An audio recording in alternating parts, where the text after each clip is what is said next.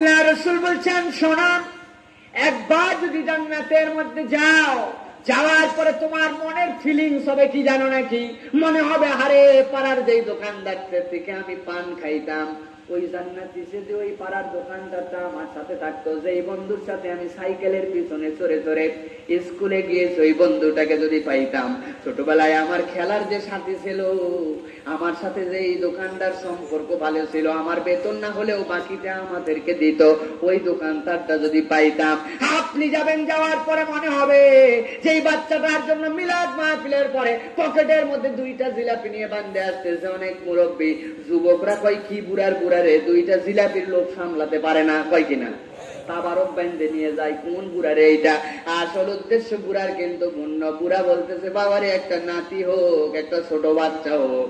যাওয়ার পরে যখন বলবে দাদু তুমি কি আনছো, পকেট থেকে যদি দুইটা জলপান জিলাপি বের করে দেওয়া যায়, ওই বাচ্চাটা যে কি খুশি হয়, ওই মুখটা যে দেয় সেই জানে, ঠিক কিনা বলেন? জান্নাতে যাওয়ার পরে আপনজনের কথা মনে হবে, কোথায় তারা? তখন আল্লাহ বলতেছেন, ওই জান্নাতে যদি তুমি তোমার আপনজনকে চাও, তোমার স্ত্রীকে চাও, ও মা বোনেরা কান লাগান, আপনি আপনার স্বামীকে যদি পেতে চান, আল্লাহ রাসূল বলছেন মাত্র 4টা কাজ করতে হবে। মায়েরা বলেন কয়টা কাজ? আমরা শুনতে না পারলেও আপনার আল্লাহকে বলেন কয়টা কাজ? মায়েরা বলেন 4টা কাজ মুখস্থ করেন। আসসালাতু লিওয়াক্তিহা, আপনার নামাজকে আপনার সঠিক সময় মতো আদায় করতে হবে। রাসূল কেন এই কথা বললেন? কারণ মেয়েদের আচরণের মধ্যে আছে, যোহরের নামাজ টেনে টেনে কয় এখনো কাজ শেষ হয় নাই, এখনো কাপড় ধোয়া হয় নাই, এখনো গোয়াল সাফ করা হয় নাই, আসর পর্যন্ত যায়।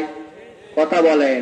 আসরের সময় বলে এখনো গোসল করি নাই, এখনো গরুই তোলা হয় নাই, খের দেওয়া হয় নাই, পানি কাটা হয় নাই, কত কাজ বাকি। মাগরিবে যায় কি কন? এরপরে কয় কাপড় অপরিষ্কার, এখন তো। এরপরে গোসল করে একবারে এসার সময় যোহর আসর মাগরিব, কখনো কখনো আসর মাগরিব এসে একসাথে পরে, আছে কিনা?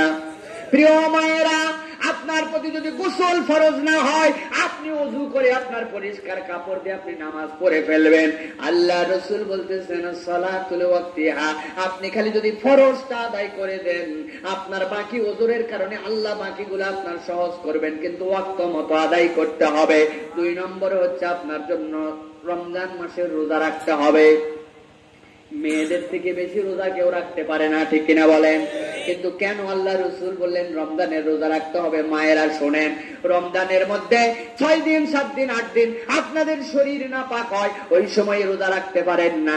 মেয়েরা শাওয়ালের 6টা রোজা ঠিক মতো আদায় করে ফেলে, কিন্তু তারপরেও মেয়েরা বুকে হাত দিয়ে একটা মেয়ে বলতে পারবে না আমার জিম্মাদারিতে বয়স আমার বালেগ হওয়ার পর থেকে একটাও ফরজ রোজা নাই, ঠিক কিনা? আছেই আছে। তাদের কাছে জড়ো হয়ে যায় রোজা, ওই রোজা আজকে করব কালকে করব হিসাব রেখে করে না। আল্লাহ রাসূল বলছেন শোনো, রমজানের পরে ফরজ রোজা তোমাকে আগে আদায় করতে হবে। ওইটা করতে যে তুমি যদি নফল নাও করতে পারো, আল্লাহ ওই ফরজের দ্বারা তোমার নফলের সওয়াব আমল নামায় দিয়ে দিবে।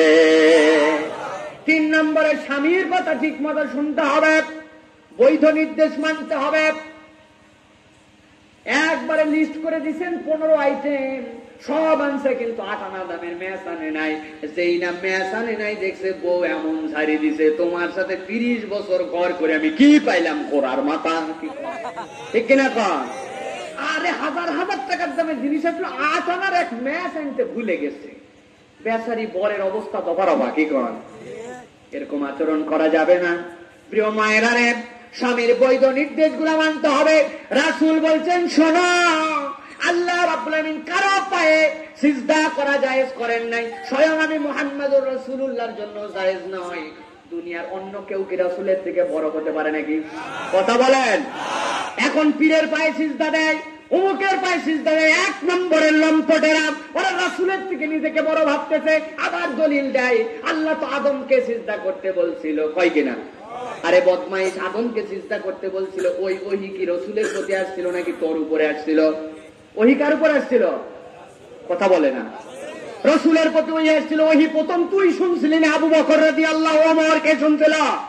তা আবু বকর ওমর বুঝলো না, তুমি বুঝে ফেললে। এইগুলো ধান্দাবাজিতে ঈমান নষ্ট করবেন না। আল্লাহ রাসূল বলছেন, কিন্তু শোনো, আমি যদি কাউকে সিজদা করার অনুমতি দিতাম, আমার জন্যও নাই, আমি প্রত্যেকটা স্ত্রীকে বলতাম, তুই তোর স্বামীর পায়ের কাছে যে সিজদা দে, স্বামী এত সম্মানের জিনিস। ঠিক কিনা বলে? প্রিয় মায়েরা, 4 নম্বরে এই কথা শুনলে আপনারা আমার উপরে রাগ তো করবেন, নিজেদের উপরেও রাগ করবেন। আল্লাহ রাসূল বলছেন, যে মেয়ে লোক পর্দা পশিদার সাথে চলে, সব শুনতে রাজি, কিন্তু পর্দার ওয়াজ শুনতে রাজি নাই। ঠিক কিনা বলেন? পর্দা করে না মেয়েরা, ওই এত টাকা দিয়ে কটকটি ড্রেস কিনছি, ওইটা কি এমনি ভিতরে ঢেকে খোয়ার জন্য? বুড়ি সাদা সাজতে, পাশে যাচ্ছে বুড়ি, হাতে মোজা, পায়ে মোজা, মুখে মোজা, চোখে দেখে না, হাতে ধরে নিয়ে যাচ্ছে। কে নিয়ে যাচ্ছে? এমন একখান জামা কাপড় পরার পরে মনে হচ্ছে মশারি।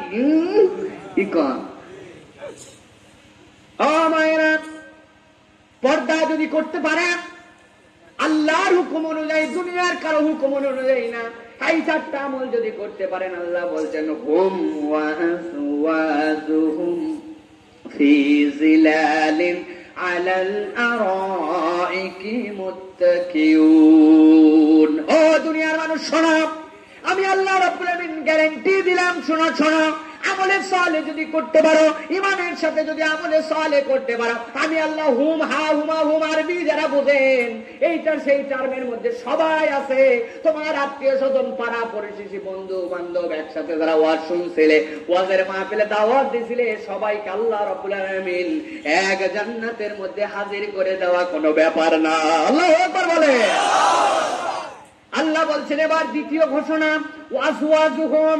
ও মায়েরা, ওয়াজ শুনেছেন আপনারা, ছেলেরা হুর পাবে। আল্লাহ বলতেছেন, এই হুর তার বউ হবে না। শুনেন, আপনি হবেন জান্নাতে সম্রাজ্ঞী, আর আপনার স্বামী আর আপনি যদি একসাথে জান্নাতে যেতে পারেন, আপনাকে আল্লাহ সম্রাজ্ঞী বানাবেন, আর সব হুর গুলা হবে আপনার খাদেমা।